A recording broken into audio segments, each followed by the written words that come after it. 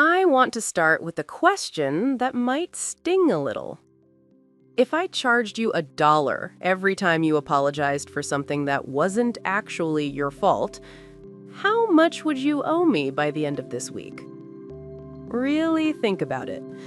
Did you say sorry when someone else bumped into you? Did you apologize before asking a perfectly reasonable question in a meeting?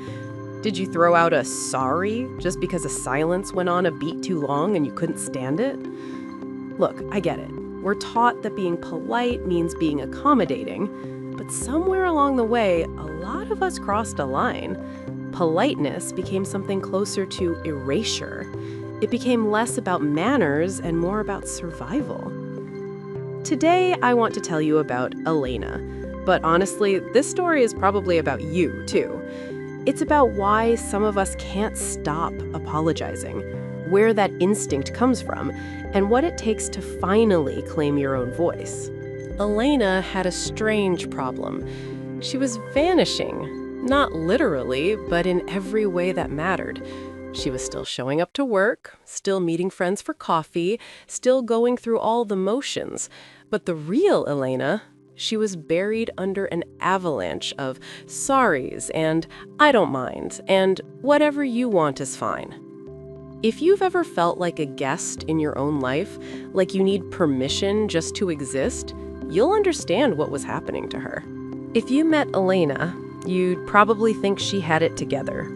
She was that friend who never caused drama, that coworker who never complained, that girlfriend who was always totally fine with whatever you wanted to do. In psychology terms, she had what's called high agreeableness. In real-life terms, she was exhausting herself trying to be easy. Here's the thing. Nobody's born like this.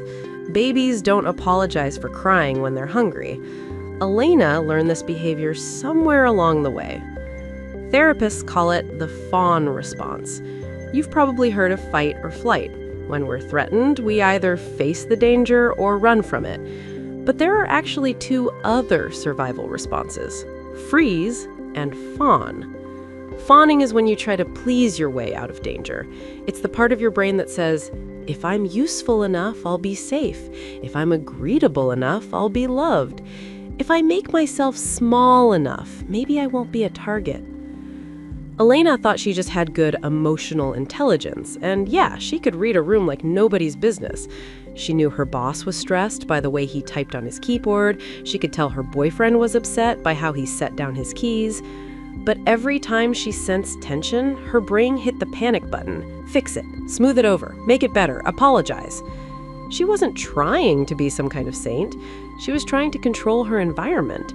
If she could keep everyone else comfortable, she wouldn't have to face the terrifying possibility of conflict. The problem was, keeping everyone else warm meant Elena was slowly freezing to death. She'd become a chameleon. And here's the sad thing about chameleons. If they stay camouflaged for too long, they forget what color they actually are. Elena's breaking point didn't come during some dramatic crisis. It wasn't a breakup or getting fired. It happened on a random Tuesday, at a dinner table, on her 30th birthday. Elena loves Italian food, specifically carbonara. She'd been daydreaming about it for weeks. But when her friends started a group chat to plan her birthday dinner, one friend, you know the type, the loud one who dominates every decision, jumped in first. "Oh my God, I've been dying to try that new sushi place downtown. Let's go there." Now, Elena hates sushi, like physically can't handle it. The texture of raw fish makes her gag. It's not a preference thing, it's visceral. When the text came through, "Sushi okay with the birthday girl?" Elena's thumbs moved faster than her brain could catch them. "Yeah, totally fine. I've heard it's amazing. Let's do it." And then she actually apologized. She wrote, "Sorry, didn't mean to be picky about the place," on her own birthday. So there she was at dinner, rain pounding against the windows, everyone laughing and clinking glasses and devouring fancy rolls, while Elena picked at a bowl of white rice and edamame like a sad bird. She looked around at her friends. They were genuinely good people. They loved her. If she'd just said, "I hate sushi," they would have changed plans in a heartbeat. But she'd never given them the chance. Sitting there hungry, she realized something that made her stomach drop. Nobody at that table actually knew her.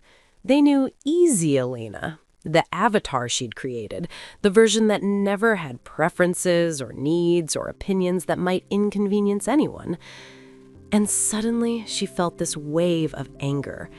But here's the thing. She wasn't angry at them. She was angry at herself. Because people-pleasing isn't actually kindness. It's a kind of dishonesty. You're manipulating people into liking a version of you that doesn't exist. She excused herself to the bathroom, stood under those harsh fluorescent lights, looked at her reflection, and whispered something that changed everything. "I'm not nice. I'm just afraid." That night, Elena made herself a promise. She didn't post about it or tell anyone. She just looked at herself in the mirror and decided. She was going on what she called a sorry detox. The rules were simple and absolutely terrifying. She could only say sorry if she'd actually done something wrong, like genuinely wrong, like stepping on someone's foot or knocking over their coffee. No apologizing for her feelings, her needs, or her questions. No apologizing for existing. The universe tested her immediately. The next morning at work, her boss sent an email at 10 a.m. "Elena, where's the Henderson file? I needed this yesterday." Old Elena would have panicked. Her heart would have raced. She would have frantically typed, "Oh my God, I'm so sorry. I totally thought you said Friday. This is completely my fault. I'll get it to you right now. I'm so sorry for the confusion." But new Elena paused. She pulled up her notes, found the email from last week where her boss clearly wrote, "Please have the Henderson file ready by Friday." Today was Tuesday. She hadn't done anything wrong. But her body was screaming at her. Her chest felt tight. Her hands were shaking. This is what people don't get about people-pleasing. It's not just a habit. It's a physical addiction. Your nervous system genuinely believes that if you don't apologize, you're in danger. Elena sat there for 10 minutes, typing sorry and then deleting it, typing it again, deleting it again. Finally, she wrote, "Hi Mark, just double-checking our emails, and the deadline we set was Friday. But if you need it earlier, I can reprioritize and have it to you this afternoon." No sorries, no groveling, just facts. She hit send and immediately wanted to throw up. She stared at her screen, certain he was going to storm out of his office and fire her for being rude.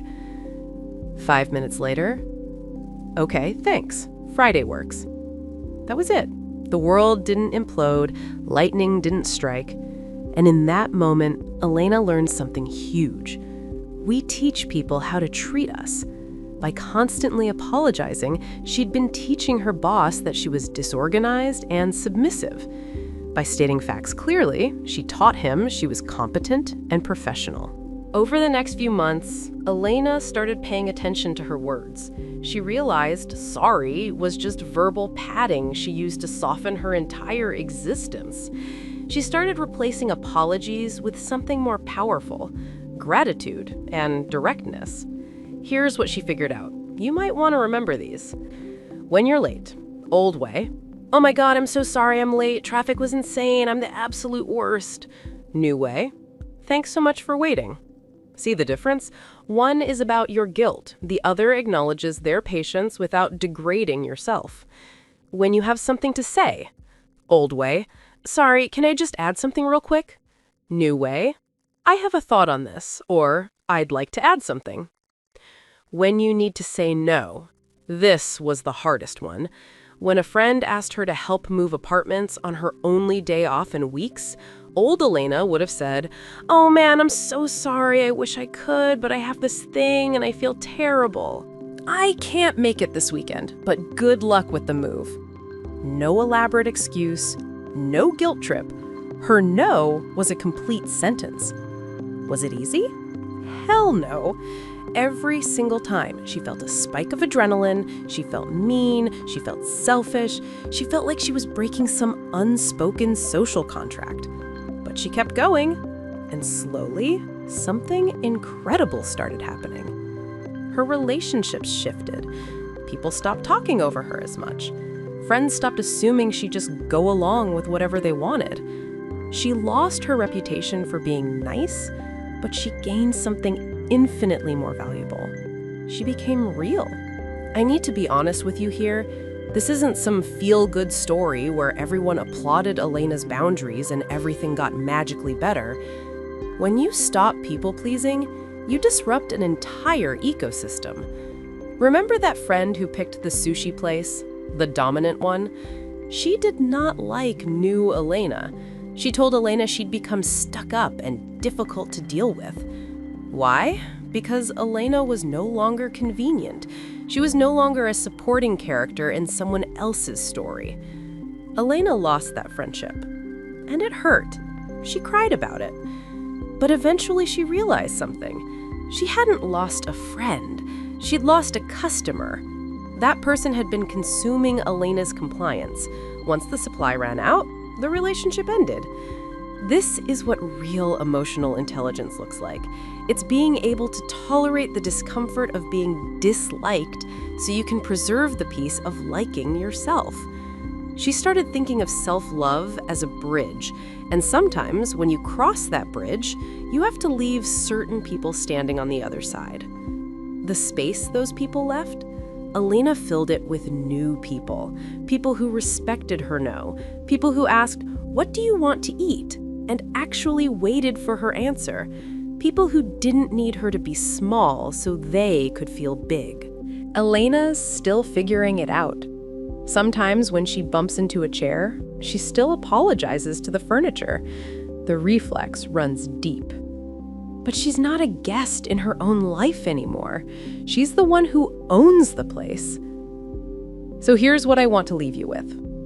Your voice, your feelings, your boundaries, your needs, these aren't inconveniences. They're not burdens you need to apologize for. They're what make you human. When you apologize for them, you're apologizing for the fact that you exist. I have a challenge for you. Just for the next 24 hours, try a sorry detox. Catch yourself when you're about to apologize. If you didn't actually do anything wrong, don't say it. Replace "sorry I'm such a mess" with "I'm having a rough day." Replace "sorry to bother you" with "do you have a minute?" Replace "sorry for the long email" with nothing. Just send the email. Pay attention to how it feels in your body. Notice how people respond. You've spent enough of your life making yourself small so other people can feel big. Maybe it's time to take up the space you've always deserved. Maybe it's time to stop apologizing. Maybe it's time to start living.